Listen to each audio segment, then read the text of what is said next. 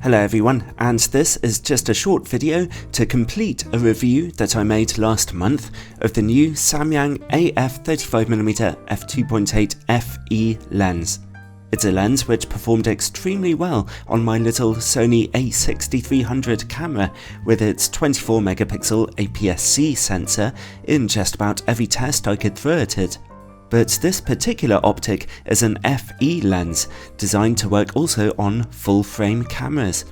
I recently borrowed a full-frame Sony camera, a 42 megapixel A7R II, an enormously enjoyable camera to use. So I thought I'd run that little lens through its paces on a full-frame mirrorless camera to see about its performance there, as some people have requested me to do. Let's take a look. In the middle of the image at f2.8, the lens is still extremely sharp with very good contrast, and over in the corners, well, they are darker, but they're also fantastically sharp with no visible chromatic aberration, even on a 42 megapixel camera. If you stop down the lens to f4, then f5.6, then f8 and f11, then you see continual minor improvements if you really needed them. The sharpness levels edge themselves into perfection, although at these darker apertures, the eagle-eyed may spot just a touch of colour fringing.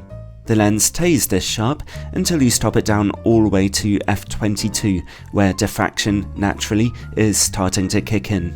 So really, it's an astonishing performance for this little lens on a 42 megapixel full-frame camera.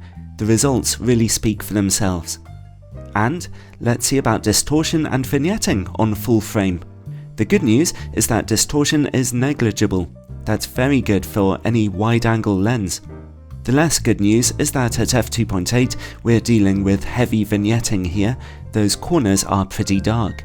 They improve at f4. At f5.6 the vignetting is pushed to the edges, but it's only at f8 that we see even illumination. Then again, what else would you expect from such a tiny lens on a full-frame camera? Overall, I'm now even more impressed with the Samyang AF35mm f2.8 FE. It is a serious performer, and speaking as someone who loves small camera lenses, well, if ever I save up enough money to actually buy a full-frame Sony camera, then this lens would be attached to it a lot. Again, it's highly recommended.